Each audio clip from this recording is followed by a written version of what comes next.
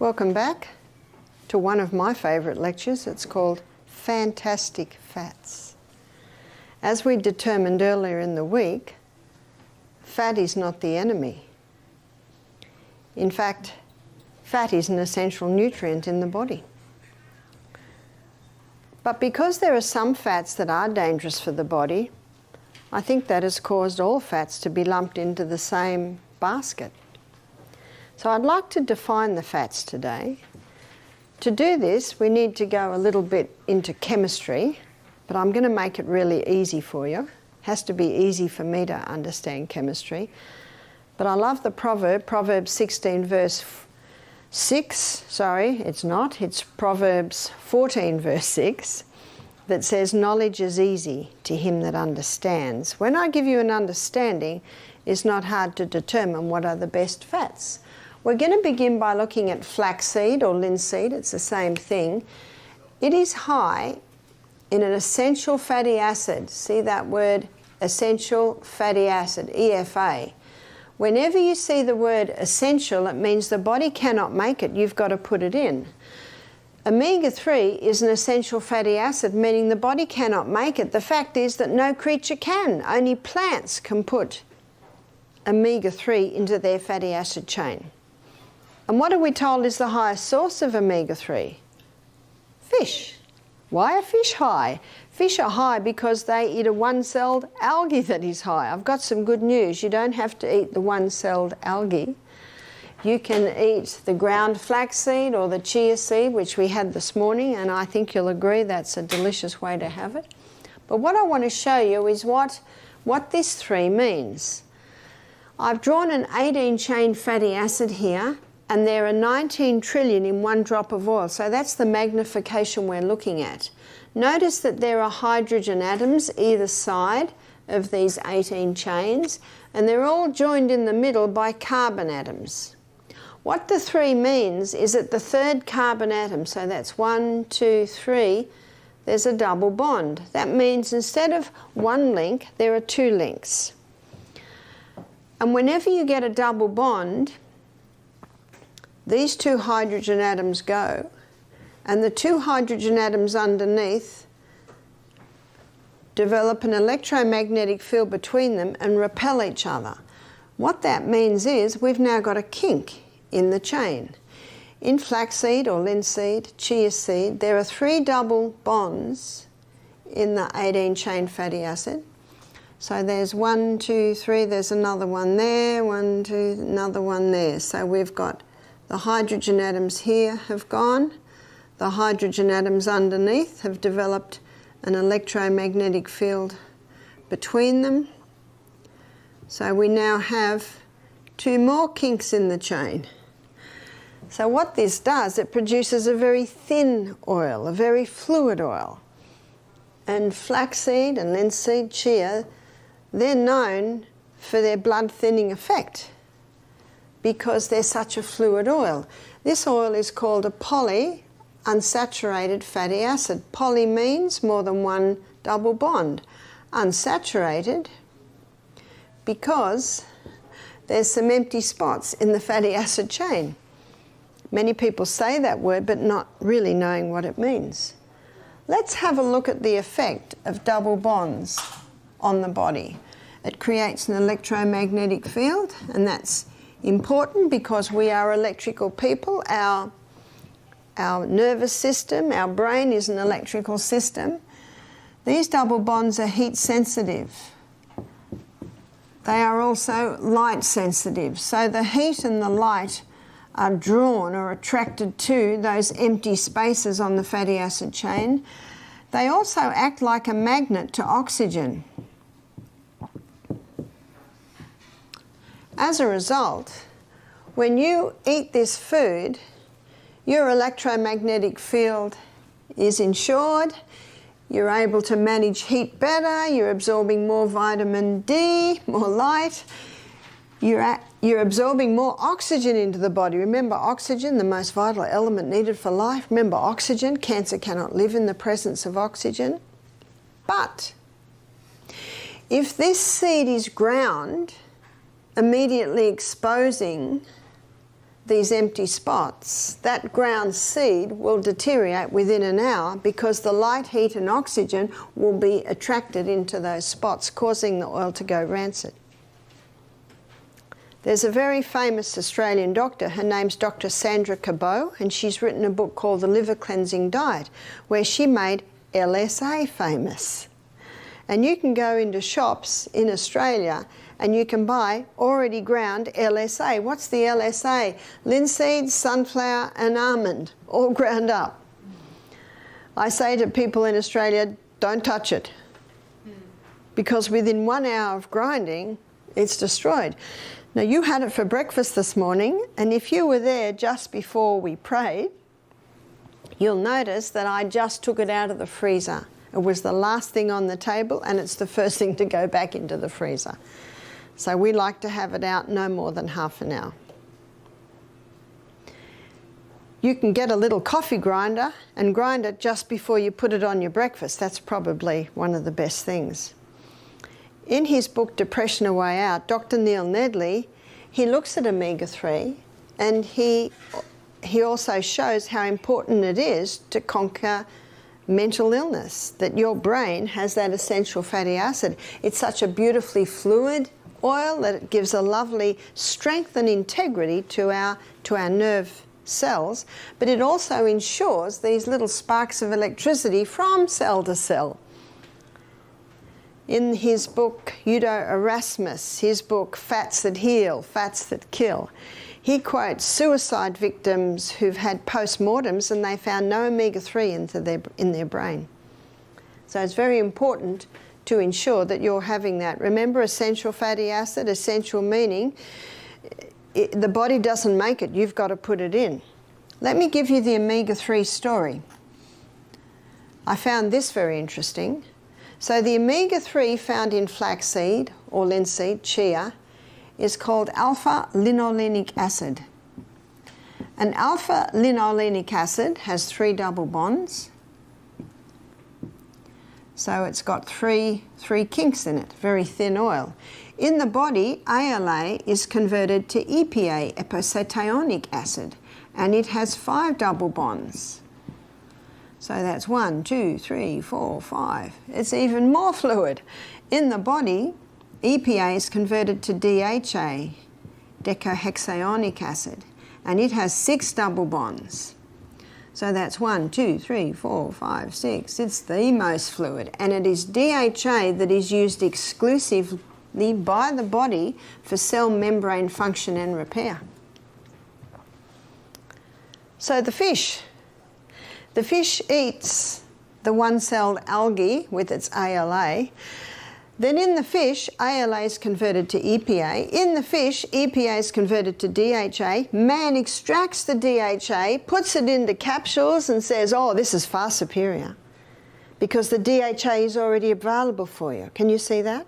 But my question is, if 3 double bonds is sensitive to heat, light and oxygen, how sensitive is 6?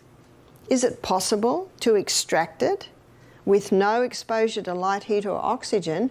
And the fish that are the highest in DHA are the highest in mercury. And what's mercury? That's a neurotoxin. So personally, I have the flaxseed or the chia seed every morning. You can make delicious desserts. That ambrosia we had this morning, that was delicious. You could just about serve that as a dessert, couldn't you?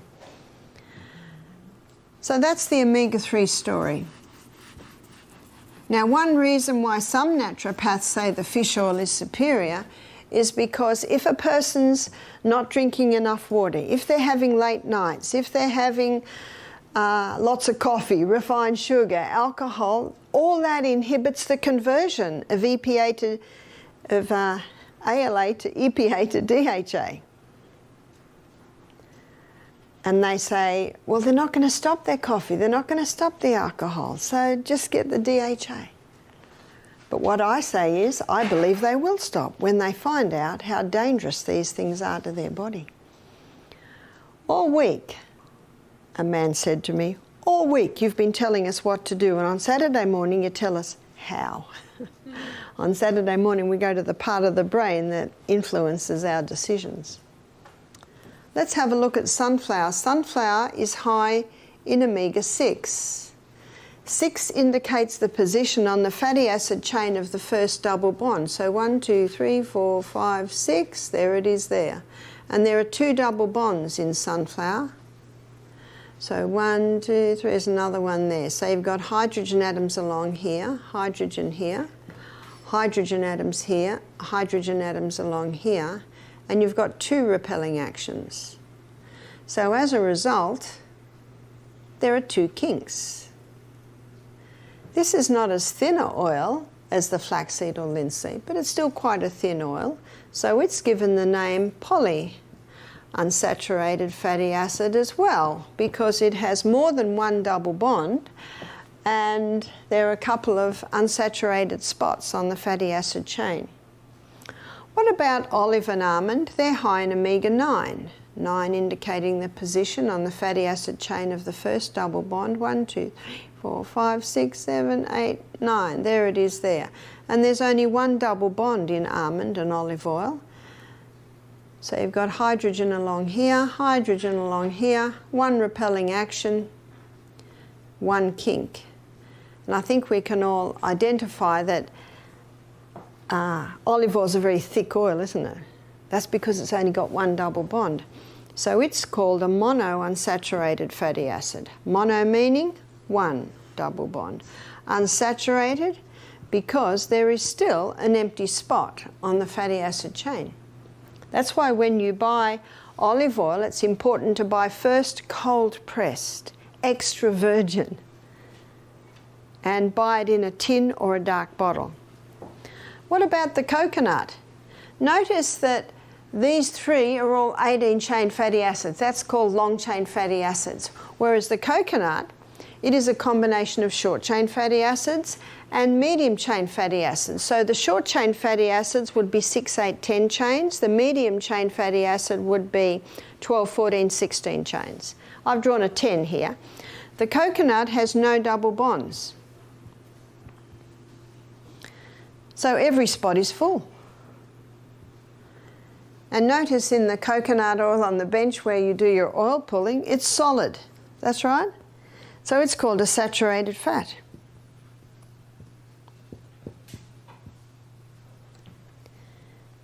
It's solid in the fridge. When I'm in Fiji, it's nearly always liquid because it is hot, and so it melts. And you will notice that when you oil pull, it melts in your mouth, doesn't it? One man said, "Oh, I melt the oil in the microwave and then I oil pull. Is that right?" I said, no. The microwave changes the structure. It's, no wonder Russia banned it in 1976.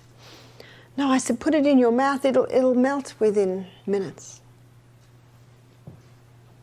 So what's the best oil? Well, which body function are you talking about? Because the body uses them all, but it uses them for different processes. To understand that, let's have a look at how digestion handles them. So here is the mouth.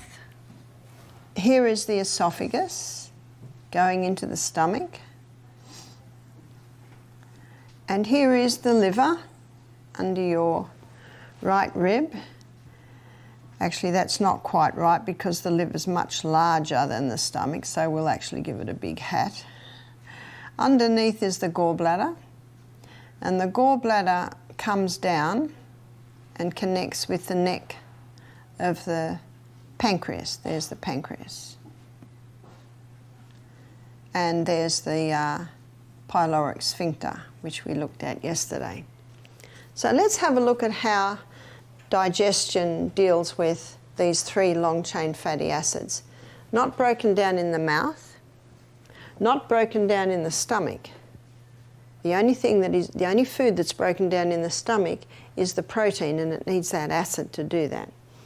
Then the oils come through here, and here's the liver, and underneath the liver is the bile duct that takes the bile away from the gallbladder. You see, the gallbladder is really just a reservoir to hold the bile. It's the liver that makes the bile. And then the bile comes down through the common bile duct into the neck of the pancreas, comes into the duodenum and breaks down the fat into tiny particles. And then pancreatic lipase comes in and further breaks the fat down. And when it's broken down, then it is absorbed into the villi. Now up in the middle of the villi, this is what lines our small intestine, there's a lacteal. And those long-chain fatty acids are absorbed straight into the lacteal. That's your lymphatic system. Taken up to the thymus, then to the liver, and then sent where the liver needs it. But often it stores it because these thin oils, they're the body's surgeons. That's what it uses for cell membrane function and repair. But the coconut oil is totally different. Underneath the tongue, there are sublingual glands called lingual lipase. And lingual lipase is an enzyme that breaks down short and medium chain fatty acids. So the coconut is unique in that the breakdown happens in the mouth. So when it comes down into the stomach, it's already having its breakdown. When it comes into the duodenum, it doesn't need bile, doesn't need pancreatic lipase, and gets absorbed not into the lacteal, not into the lymphatic system, but it gets absorbed straight into the blood. The blood immediately takes it to the liver, and the liver burns it as fuel. What an amazing oil. So to say that saturated fat causes heart disease is an unscientific statement. It doesn't make any sense because it's the saturated fats that the body uses for fuel. The other day we looked at how glucose burns at 4 calories per gram, whereas fat, it burns at 9 calories per gram. Can you see why the brain loves fat? Because a calorie is a unit of energy, and when we give fat to the brain, it's getting more than twice the units of energy when you eat fat. So the book Stop Alzheimer's Now and Stop Autism Now. Stop Alzheimer's Now is about all adult neurodegeneration. It covers Alzheimer's, dementia, Huntington's chorea, multiple sclerosis, Parkinson's. And then Stop Autism Now looks at all childhood neurodegeneration, which is epilepsy and attention deficit syndrome, hyperactivity, definitely autism. In both books he shows if you can get the carbohydrates down and have generous proteins, fibres, good fats, and he says start supplementing with coconut oil. And what happens in the liver breaks down the fat, particularly your short and your medium chain fatty acids. It breaks the fat down to ketones. And the brain loves ketones as fuel. But ketones have been proven to be neurohealers. Ketones have been proven to be neuroprotectors. And in both books, he has stories of people who've been recovering from these neurological problems on this. It's basically the keto diet. He calls it the coconut ketogenic diet. Interesting. So you see, fat can be used as a healer. I don't take spoonfuls of coconut oil every day, but if I had any signs of dementia, I think I would start. And by the way, these people that are having 4 teaspoons of coconut oil 3 times a day, they're not dying of heart disease. They're not having strokes because it's not the fat that causes this. The ketogenic diet's been around since about the 1920s to help conquer neurological problems, and the people on the ketogenic diets aren't dying of heart disease. Because remember, we looked at that, it's not the fat. The fat's not the problem. So what are the dangerous fats? The dangerous fats would be the altered fats.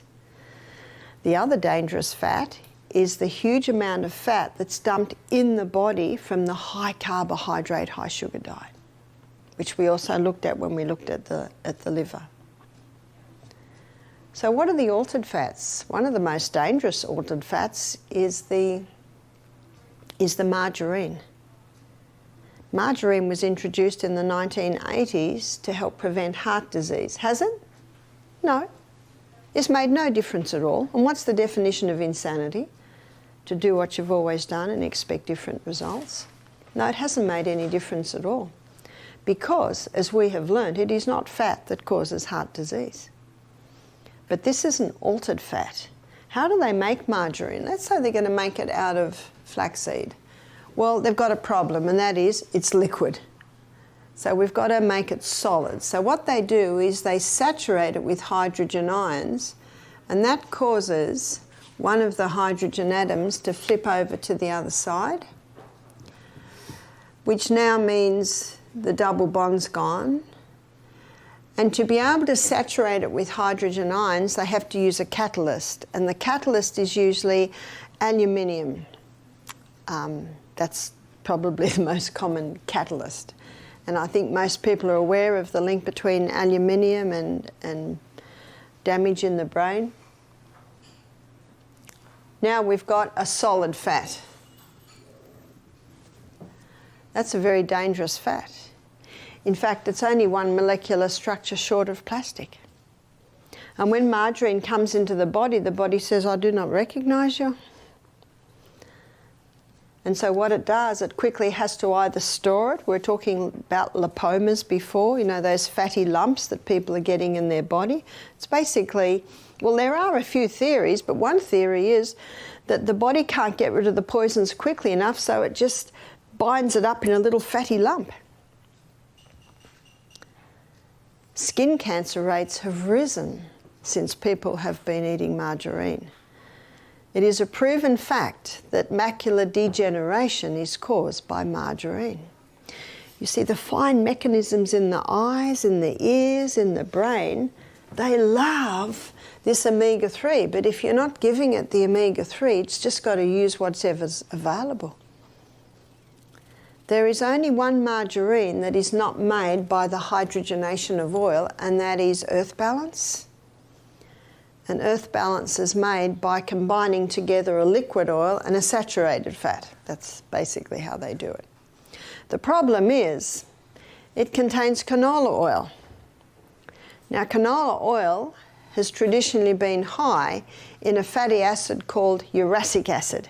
Uracic acid is toxic for humans. So they genetically modified the canola to reduce the uracic acid levels. Now it's got the FDA tick. I'm sorry, but you have to be cautious of that FDA tick. You've now got a genetically modified oil. It is a cheap oil. It's a very cheap plant to grow. And it does contain the omega-3s and 6s, but the oil is extracted with high heat, so they're destroyed. Let's have a look historically. Let's have a look at historically at mankind 200 years ago. Let's go to Europe and look at the northern European countries. What was the fats that they used in northern Europe? It would have been animal. It would have been butter. So you look at Norway, Sweden, Finland, they've traditionally get their fats from the cows, yeah? But you see, 200 years ago, the cows weren't given antibiotics. The cows, the milk was probably not pasteurised. The only reason they pasteurise milk is because of dirty dairies.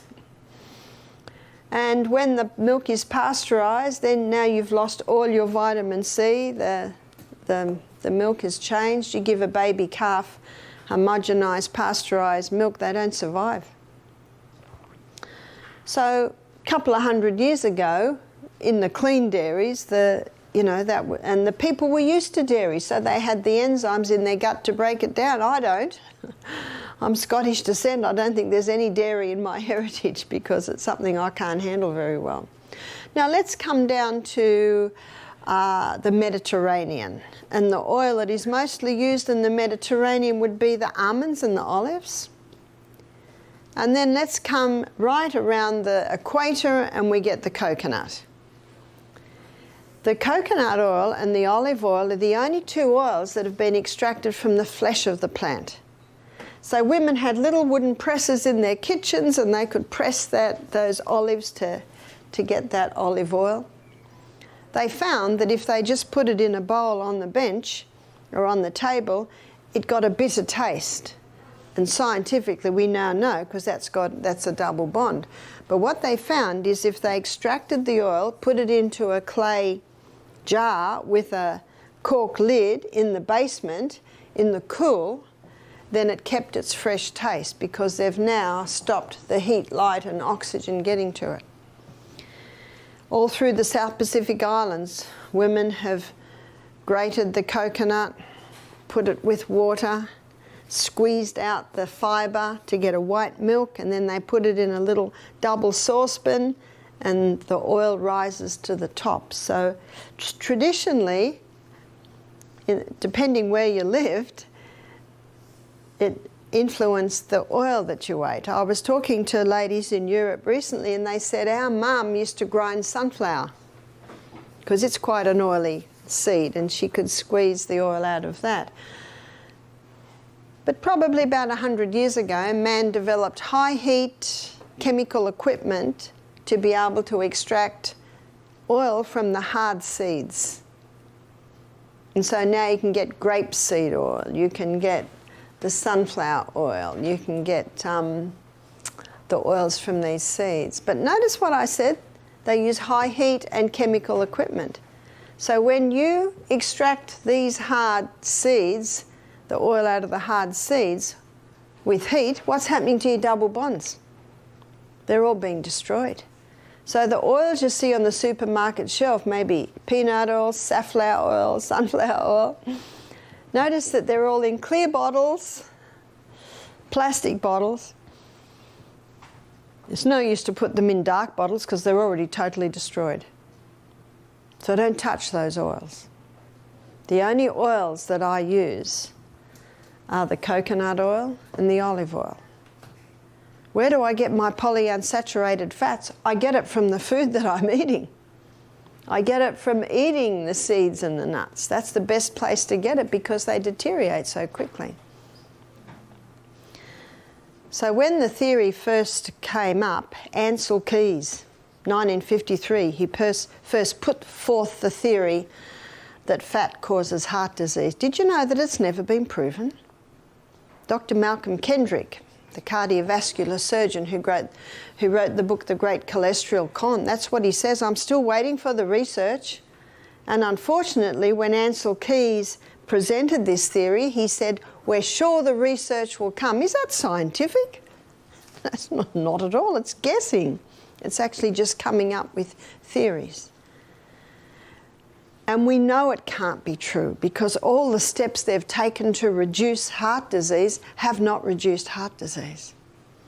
Yes, the polyunsaturated fats are good oils, but not if they've been extracted and destroyed. The almonds and the olives, the sunflowers, they're best eaten. The olive oil, notice the Bible talks about the olive oil. The only reason the Bible doesn't talk about coconut oil is because coconuts didn't grow where the Bible was written. And there's the lovely story about Elijah, who God told him to hide in the forest after he'd told King Ahab to turn away from his idols or there'll be no rain. When the raven stopped feeding him and the brook dried up, God told him to go into this little village where there was a widow collecting sticks. And he said, ask the widow to make you a little bread. And the widow said, I'm about to make bread. We're collecting sticks for the fire. But she said, it's our last meal and our last oil. And do you remember what Elijah said? God has said, he said, you bake it for me because God has said that the oil will not lack and so the meal will not lack and the oil will not fail in the 3 years where there'll be no rain. So every single morning, it was a lady and a little boy. I imagine this little boy going in and finding more oil every morning. Every morning God put oil in that cruse. What's God just said about olive oil? It is good. Now, we're not suggesting you drink a cup of olive oil, but a little. We need a little oil. It's a concentrated food. We don't need a lot. In fact, it wouldn't be pleasant to eat a lot, but it certainly makes food taste nice. Our palate tells us that. So now I'm going to have a look at planet Earth. We just touched on it, and I want to show you how it's perfectly designed, the foods in that area for our body. Here's planet Earth. Here is the equator.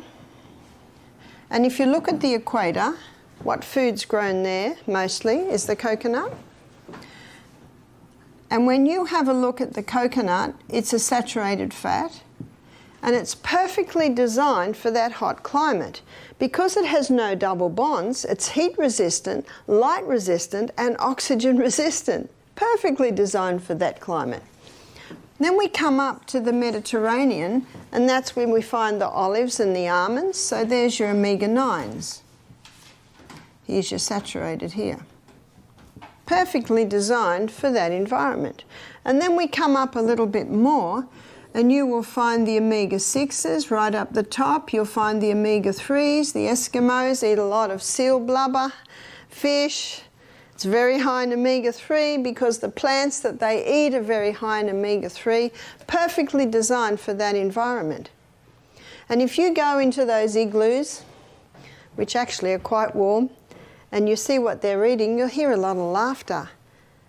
There's no depression because they're eating so much omega-3. That's your brain functioning essential fatty acid. But across Europe today, spreading across Europe about this area here, there's a disease called the SAD disease. It's seasonal affective disorder. Have you heard of it? It's depression. They're saying it's because there's not enough sun. There's never been sun. There's never been much sun. But the fact is they're not getting out in the sun as much as they used to. But they're not eating their native food. They're eating the SAD diet. The SAD diet causes the SAD disease. What's the SAD diet? It's the standard American diet, which is almost totally efficient in these omegas. Udo Erasmus quotes a study where they took a sample of a plant grown here, and it was very high in omega-3. Sorry, 9. So he took a sample of a plant grown here, it was very high in omega-3. Same species of plant grown further up, it was higher in omega-6. Same species of plant grown right up the top, it was higher in omega-3. In other words, the plants grown in our area are perfectly designed for our body's needs in that area.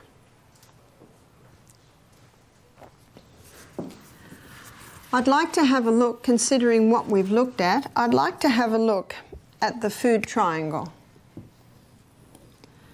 So when I was at school and I studied common sense cookery, we had a common sense cookery cookbook, and it had a triangle in it. And the bottom rung of the triangle was meat and dairy. The next part of the triangle was grains. The next part of the triangle was fruit and veg. And right up the top of the triangle were fats and sugars. That was the triangle in my book, my Common Sense Cookery book in the 1960s. Because heart disease became the #1 killer, they changed the triangle.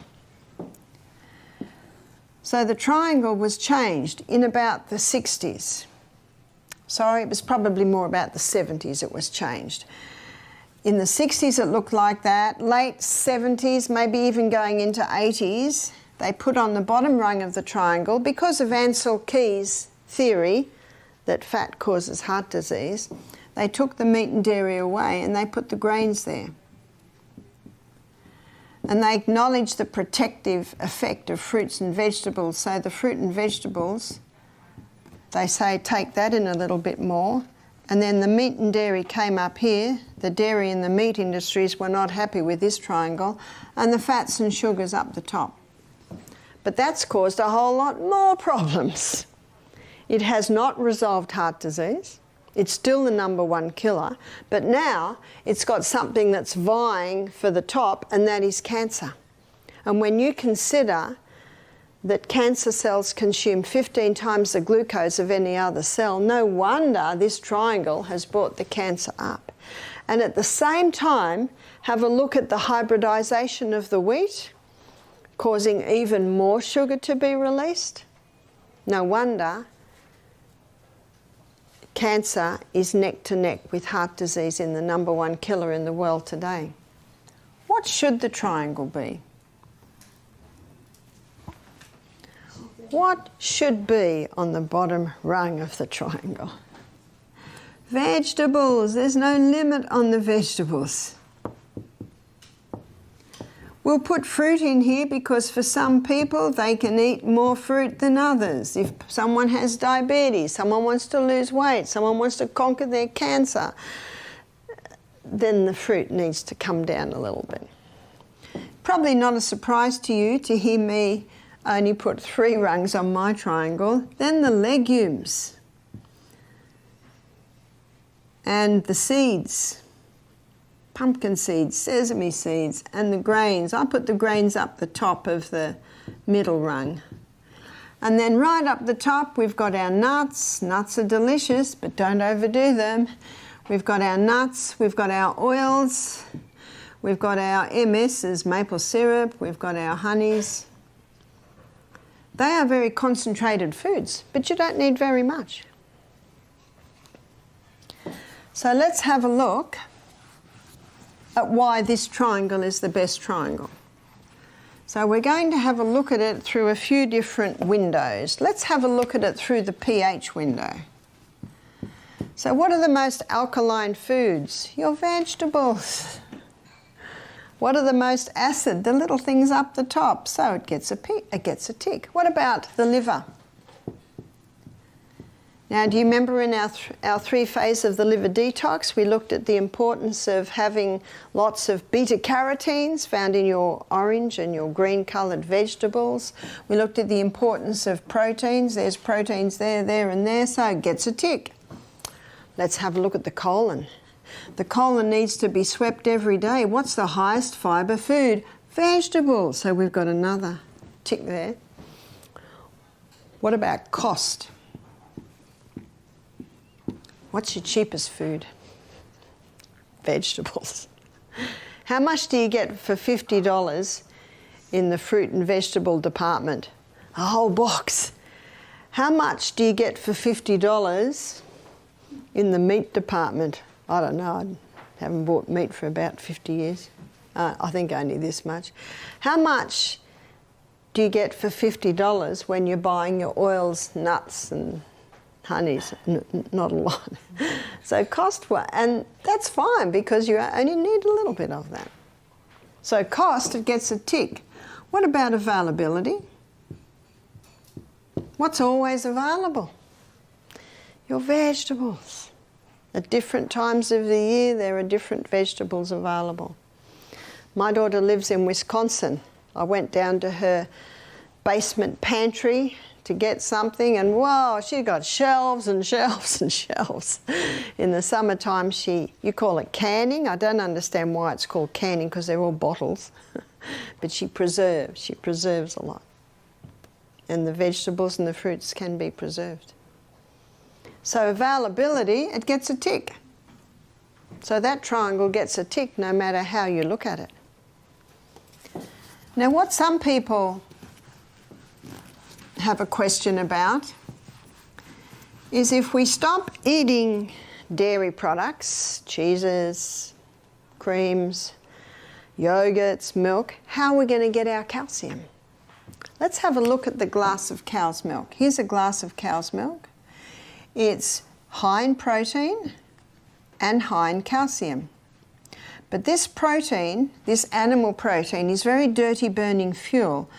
Only 58% is burnt as fuel. So what that does is it leaves a 42% waste. Now that is a sulfur waste. It's very acid And do you remember what the body uses to negate acidity? Calcium. So the calcium from that glass of cow's milk is used to negate that acid residue. How much calcium is left for our body? None. So the countries in this world that consume the highest amounts of dairy products have the highest incidence of osteoporosis. That's why I found one of the most fascinating books I've read was The Calcium Lie by Dr. Robert Thompson. His story is interesting. He was a GP, just about to get out of medicine because people were not getting better. That's a bit hard when you've spent 7 years training. So he decided to do a nutrition course and his eyes were open. He said, we learn all this in med school, but it's just, you speed through it. It's very hard to retain everything.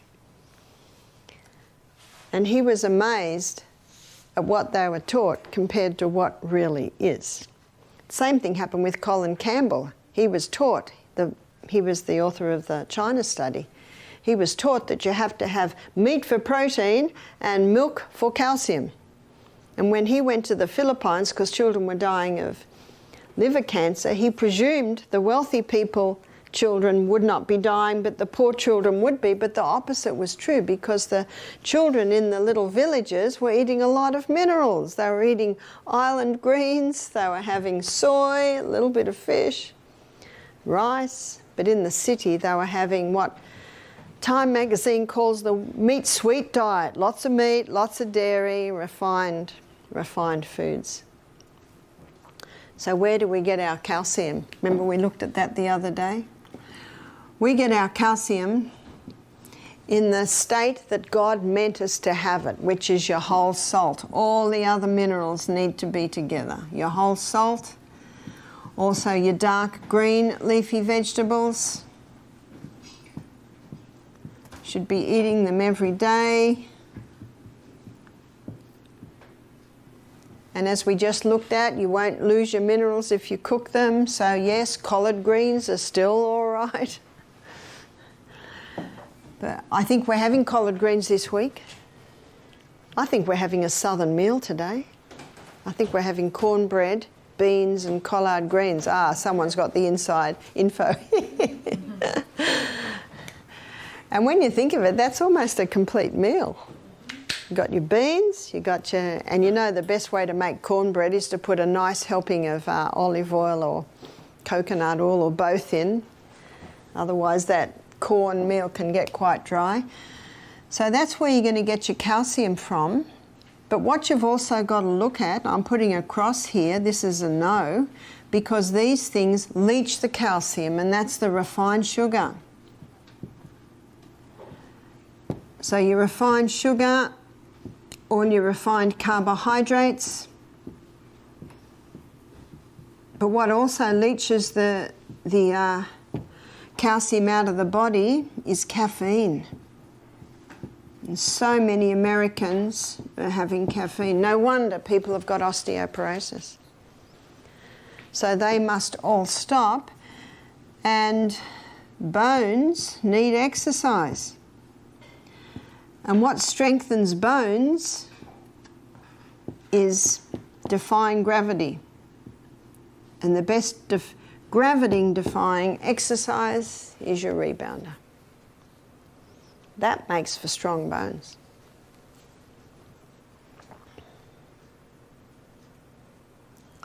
Figs, they've got a nice amount. Figs are nice, dried figs. Also sesame seeds. There's more calcium in sesame seeds than I think any other from the vegetable kingdom. And a nice way to have sesame seed is tahini. And a lot of the dressings in your book have tahini in them. Gives a nice creaminess to dressings. I think there's even some puddings that have tahini in them. Now one day Ellen White said in page 127 of the Ministry of Healing, the only hope of better things is the education of people in the right principles. People do not know, do they? And when you think about it, most people are educated from media. And the media that they are most educated from is basically the television. and they have the most beautiful models, and they have the most handsome models, and they're advertising the sugars, they're advertising the Coca-Colas, they're advertising candies and chocolate bars, and the message, the subliminal message coming through is, you will be this happy and look this good if you eat that. Isn't that true? And I know in Australia there are a lot of ads to cereals, and cereals have a lot of sugar in them. That's why the kids want them. So we've really got to get back to basics. I'm not interested in being in the kitchen all day. That's why a slow cooker can be great. You can cook your millet overnight. So the millet we had this morning, it had 4 cups of water in it to 1 cup of millet. So it needs a lot more water, and Cynthia baked it in the oven, as she baked the rice in the oven yesterday. That's a nice slow cook, or the slow cooker. One lady I know has got 3 children, and she said, my slow cooker's constantly on. She said, overnight it does my millet. And she said, then the different kids are catching buses or going to work at different times. They can just get a bowl, put the millet on. They've got maybe the stewed apple there, or maybe a spoonful of honey, coconut cream, or organic soy milk, chop a whole lot of fruit on top, and there's, especially if you put your chias on and your ground flaxseed, that's a very substantial breakfast. That will keep them going for a long time. And she said, what happens then is I then put my legumes in it. She said, I've soaked my legumes, I've brought them to the boil on the top of the stove, I've rinsed them again, then I put them into the crock pot with all the vegetables. And she said when they come home from school at about 3:30, she said, then I serve the next meal. That's easy, isn't it? There's not a lot of work in that. So it's just finding a lot of shortcuts. Some people go home and they'll soak a whole lot of legumes overnight. Then they'll rinse them the next day and cook them in different pots. Then they'll freeze them in little cup-size freezer bags. So that makes it very easy. So it's just looking for your shortcuts. Remember, the worst time to plan your meal is when you're hungry. At breakfast, you've got to be thinking about lunch. And the night before, you've got to be thinking about breakfast the next day. It only takes a minute. And when we have our lecture on the mind on Saturday morning, I'll show you the part of the brain that actually does the planning. So the planning's important. What I have endeavoured to do in these lectures is show you why the fruits and veggies are important, to show you why the fats are important, to show you that there are fats that heal and there are fats that kill, and we need to be eating the good fats. But again, not in large amounts. Tomorrow we're going to be looking at 3 very important subjects: exercise, water, and salt. So I'll look forward to going through those principles with you tomorrow.